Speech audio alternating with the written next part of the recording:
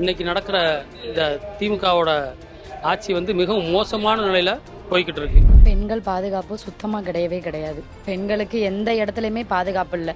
சின்ன குழந்தைங்கள்லேருந்து 80 வயசு பாட்டி வரையுமே வெளியே வர்றதுக்கு அவ்வளோ பயப்படுறாங்க. அவங்க ஆட்சி நல்லா இருக்குன்னு அவங்க தான் சொல்கிறாங்களே தவிர அதில் நாங்கள் இன்ன வரைக்கும் நாங்கள் ஃபிட் பண்ணவே இல்லை. இவ்வளோ நாளாக பட்னியை கிடந்தோம், பசியாக கிடந்தோம். பிள்ளையில ஒரு பருப்பு விலை என்ன விலை, அரிசி விலை என்ன விலை, பூரா கஷ்டப்பட்டு சாப்பிட்டுக்கிட்டு இருக்கேன்.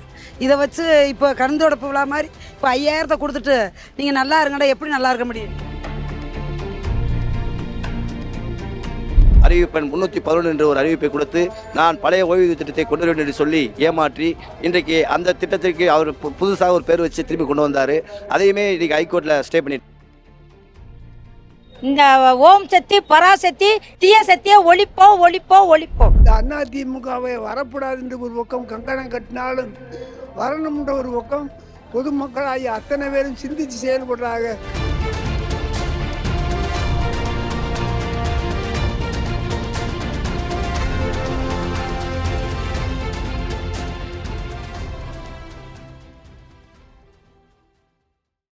இன்னைக்கு நடக்கிற இந்த திமுகவோட ஆட்சி வந்து மிகவும் மோசமான நிலையில போய்கிட்டு இருக்கு. இவ்வளவு ஒரு மோசமான ஆட்சியை இதுவரைக்கும் நம்ம தமிழ்நாடு கண்டதே இல்லை. காலையில் 5 மணிக்கெலாம் ஒயின் ஷாப் திறந்து சரக்கு ஓட்டுறாங்க, கேட்குற சரக்கு கிடைக்கிது. அதனாலே சட்ட ஒழுங்கு ரொம்ப மோசமாக இருக்குது. ஒயின் ஷாப்பு அதிகமாக இருக்குது. ஸ்கூல் கிட்ட அத்தனை ஒயின் ஷாப் இருக்குது. படிக்கிற பசங்க எல்லாமே கஞ்சா குடிக்கிறாங்க. காலேஜ் படிக்கிற ஸ்டூடெண்ட்ஸு காலேஜ்லேயே கஞ்சா விற்கிறாங்க. இது எல்லாத்துக்குமே திமுக ஆட்சி தான் காரணம். அவங்க அதுக்கான எந்த நடவடிக்கையும் எடுக்கல. ஆனால் விடியல் வந்துருச்சுன்னு சொல்கிறாங்களே தவிர எந்த விடியலையும் நாங்கள் ஃபீல் பண்ணவே இல்லை. பெண்களுக்குன்னு பாதுகாப்புன்னு பார்த்தீங்கன்னா முழுமையாகவே கிடையாது. இன்றைக்கி 2 வயசு குழந்தைய முத கூட இன்றைக்கி வந்து பாலியல் பண்ணுறதை நம்ம பார்த்துருக்கோம். மூதாட்டி பார்த்தீங்கன்னா இப்போ ஒரு 2 நாளைக்கு முன்னாடி நியூஸ் பார்த்தீங்கன்னா மூதாட்டி வீட்டுக்காரர் 2 பேர் இருக்காங்க அவுட்டில், தலையில் கல்லை போட்டு அந்த வயசானவரை கொன்னுட்டு அந்த அம்மா வந்து பாலியல் துன்புறவுக்கு பட்டிருக்காங்க. அப்போ அந்த அளவுக்கு நம்மளுடைய சட்டம் ஒழுங்கு சீர்விட்டு போய் கிடக்கு. இந்த திமுக திராவிட அரசில் பார்த்தீங்க அப்படின்னா ரொம்ப மிக மோசமாக இருக்குது. அந்த அளவுக்கு தான் போயிட்டுருக்கு. பாதுகாப்பு முழுமையாக பெண்களுக்கு இல்லை.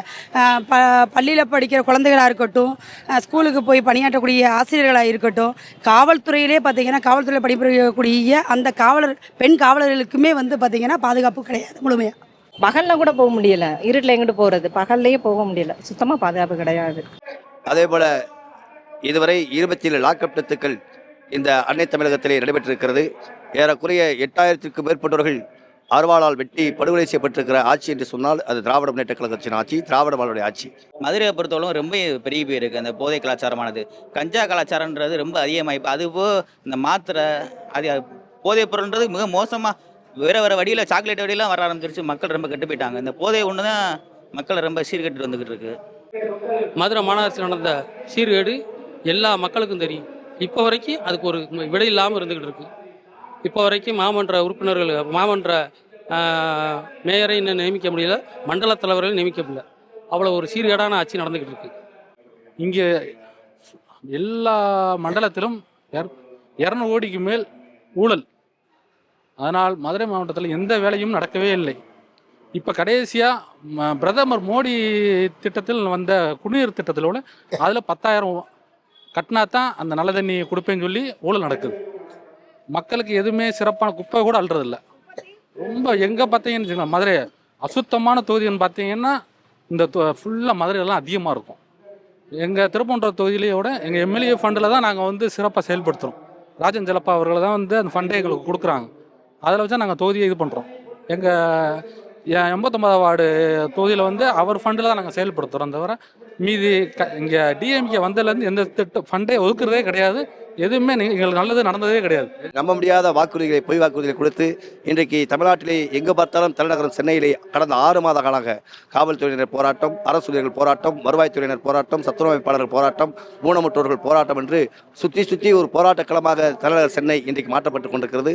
அத்தனை பேரும் பத்திரிகைகளை பார்த்துக் கொண்டிருப்பீர்கள். ஒரு நாளைக்கு 2000 பேர்கள் கைது செய்யப்படுகிறார்கள். கல்யாண மண்டபங்கள் அங்கே நிரம்பி வருகின்றன. இந்த ஆட்சி அகற்றப்படுவதற்கு சாட்சியாக தான் அரசு ஊழியர்கள் இன்றைக்கு எதிர்கொண்டு இன்றைக்கு இந்த காட்சிக்கு எதிராக போராட்ட களத்தில் திட்டத்தை ஆரம்பித்திருக்கிறார்கள். பொய்யான வாக்குறுதிகளை கொடுத்து அறிவிப்பெண் 311 என்று ஒரு அறிவிப்பை கொடுத்து நான் பழைய ஓய்வூதிய திட்டத்தை கொண்டு வருவேன் என்று சொல்லி ஏமாற்றி இன்றைக்கு அந்த திட்டத்திற்கு அவர் புதுசாக ஒரு பேர் வச்சு திரும்பி கொண்டு வந்தார். அதையுமே இன்றைக்கி ஹைகோர்ட்டில் ஸ்டே நிப்பாட்டிட்டாங்க. ஆகவே எந்த ஒரு திட்டமும் செய்ய முடியாத ஆட்சி என்று சொன்னால் அது திராவிட முன்னேற்ற கழகத்துடைய ஆட்சி என்பதை நீங்கள் புரிந்து கொண்டாக வேண்டும். 5000 ரூபா ஒன்றும் பெருசாக ஒன்றும் இல்லையா, மாதம் கொடுக்குறத சேர்த்து ஒரு 3 மாதத்துக்கு கொடுத்து விட்டாரு, அவ்வளோதான். அது வெறும் பெரிய இதாக தெரியல. இது வந்து ஒரு கண் துடைப்பு வேலையாக தான் நாங்கள் வந்து பார்க்குறோம். இப்போ வந்து பார்த்திங்கன்னா பெண்கள்லாம் இப்போ வந்து நம்ம வந்து ஒரு முட்டாள் அப்படின்ற இது அவர் நினச்சிக்கிட்டு இருக்காரு.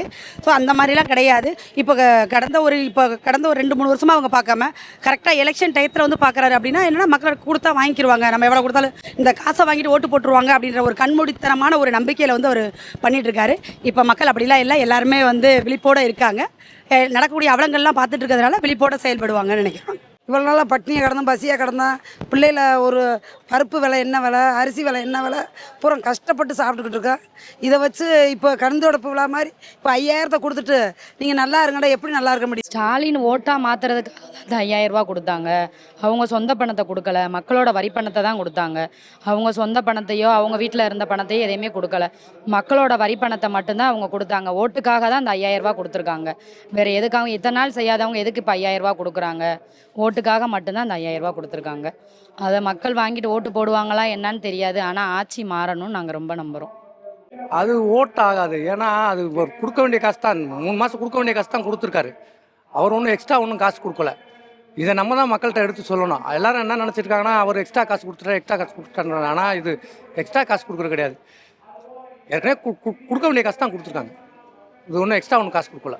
4 வருஷம் ஆட்சியில் இருந்தவர் இந்த 40 நாளில் கொடுக்கணும்னா என்ன இருக்குது? இந்த 5000 கொடுத்தா நமக்கு எல்லாரும் ஓட்டு போட்டுருவாங்கன்னு நினைக்கிறாரு. கிடையாது. இன்னமும் மக்கள் ஏமாற மாட்டாங்க, ஏமாற்ற முடியாது. விலைவாசியெல்லாம் ஏற்றிட்டு இந்த 5000 ரூபா கொடுத்து என்ன சார் செய்ய? ஒன்றும் பிரயோஜனம் கிடையாது. விலைவாசியை குறைச்சிட்டு அதுக்கு அத்தியாவசிய தேவை பொருட்களை குறைச்சிட்டு அதுக்கப்புறம் நீங்கள் இலவசம் இல்லாமல் நீங்கள் அரிச்சா கூட போதும். இலவசம்னு சொல்லிட்டு மக்களை ஏமாற்றிக்கிட்டே இன்னும் எவ்வளோ நாள் நம்பிட்டே இருப்பாங்க? இன்னமும் ஏமாந்துக்கிட்டே இருப்பாங்க. மக்கள் எல்லாருமே விழிப்படைஞ்சிட்டாங்க. இன்னமும் ஏமாறதுக்கெல்லாம் வழி இல்லை. சமீபமாக கொடுத்த வாக்குறுதி மக்கள் மிகுந்த வரவேற்பு. மாதம் அந்த 2000 பணமான இருக்கட்டும், ஆட்சிக்கு வந்தோடனே அந்த 10,000 பணம் கொடுக்குறதா இருக்கட்டும், மக்கள் மனசில் ரொம்ப இதாகிடுச்சு. அது மாதிரி ஆண்களுக்கு இலவச பேருந்து சொல்லியிருக்காரு. தேசங்களில் எண்ணி 20,500 ஓட்டை பெறுவதற்கு தமிழ்நாட்டு மக்கள் தயாராக இருக்கிறார்கள். அது முதல் அறிவிப்பு வெற்றி அறிவிப்பாக இருக்கிறது. அது மாதிரி படித்த பட்டாதாரிகளுக்கு 2000, அப்புறம் 1000, அதே போல் முதியோர் உதவித்தொகை 2000, அதுபோக மகளிர் உரிமைத்தொகை 2000, கல்விக்கடன் ரத்து என்று சொல்லி 16 அறிவிப்புகளை புத்தக அறிவிப்புகளை வெளியிட்டிருக்கிறார்கள். இந்த அதிமுகவை வரக்கூடாது என்று ஒரு பக்கம் கங்கணம் கட்டினாலும் வரணும்ன்ற ஒரு பக்கம் பொதுமக்களாகி அத்தனை பேரும் சிந்திச்சு செயல்படுறாங்க. ஏதோ மக்கள் என்ன நினைக்கிறாங்களோ அதுதான். இந்த ஏடிஎம்கே வந்தால் நல்லா இருக்கும். அவ்வளோ இந்திய கூட்டணி வந்தால் நல்லாயிருக்கும் அப்படின்றத விரும்புகிறோம். எல்லோரும் ஒட்டுமொத்த தமிழ்நாட்டோட மக்களோட எதிர்பார்ப்புமே அதுவாக தான் இருக்குது. எடப்பாடியார் வந்தால் தான் தமிழகத்தை மீட்க முடியும். இல்லை ஆண்டவன் நினைச்சாலும் தமிழ்நாட்டை காப்பாற்ற முடியாது. இந்த ஓம் சக்தி பராசக்தி தீய சக்தியை ஒழிப்போம் ஒழிப்போம் ஒழிப்போம்.